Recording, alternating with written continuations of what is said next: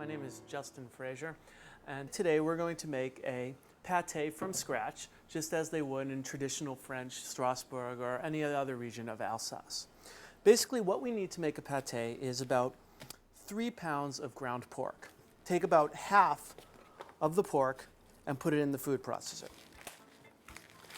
Then with the remainder, put in a bowl, and we're going to use that later.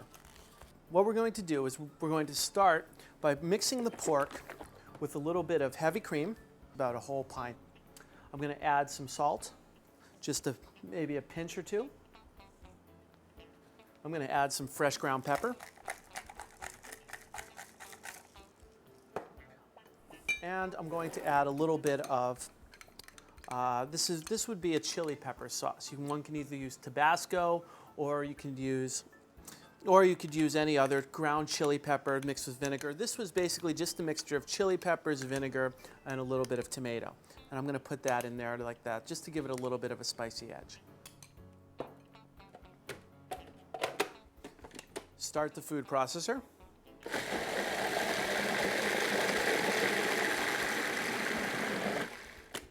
When this is done, it's going to create this gooey texture that mixes the cream, the pork, the chili sauce, the salt, and the pepper in one.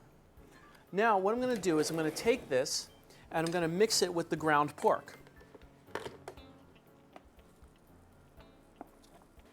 And now I'm going to mix both the ground pork and then the pork from the food processor, and I'm going to mix them all together to create one unified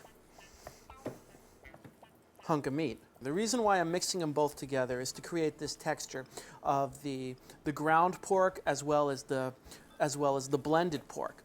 And this will come together. This will help it bond when I cook it.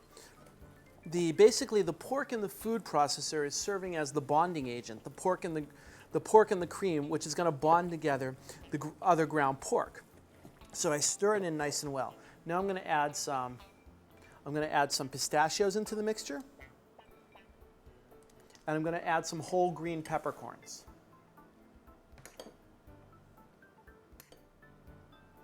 And I'm just going to keep stirring it all together until so the substance becomes somewhat unified with both types of pork, the ground pork as well as the pureed pork.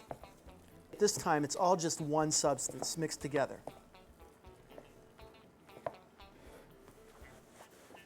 And now we're going to cook it off. We need a basic loaf pan. I'm going to lubricate the loaf pan with a no-stick butter spray. Just spray the outside, just like that.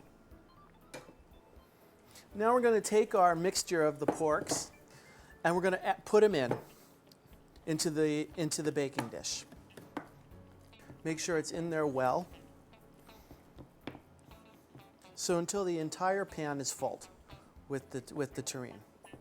While I'm cooking, I had my oven preset at 350 degrees, just to make sure it's up to temperature. What I'm going to do is I'm going to cook this for about an hour, or 40 minutes to an hour at 350 degrees.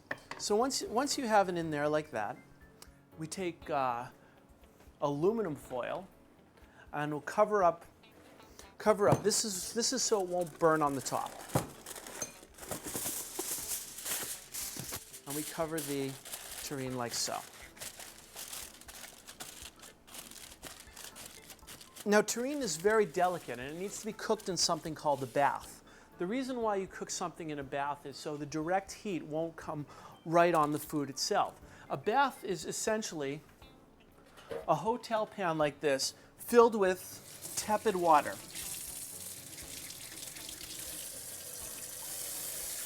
So I have tepid water, and I'm going to take the tureen.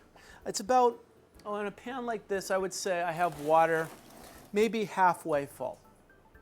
But really, don't be caught up on how much water you put in. Any amount is good. The trick is when you put the pâté in, naturally the water is going to rise. So as long as it's protected. When you cook something without a bath, the heat's directly on it, and the top will get cooked first, and then it will cook down.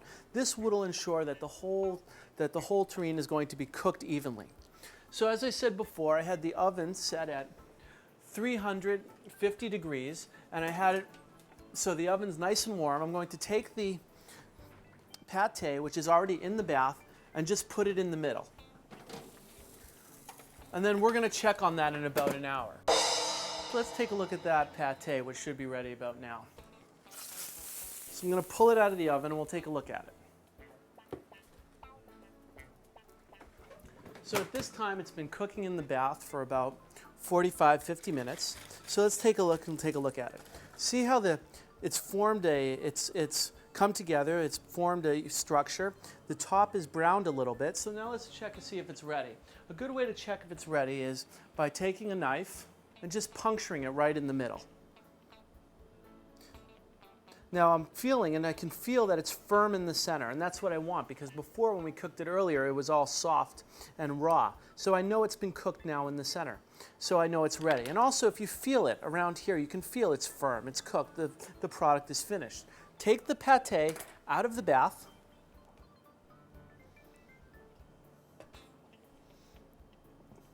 Now I'm going to leave this out, and I'm going to until it gets to room temperature. Then once it gets to room temperature, I'm going to put it in the fridge and chill it. And there you have it, a pâté.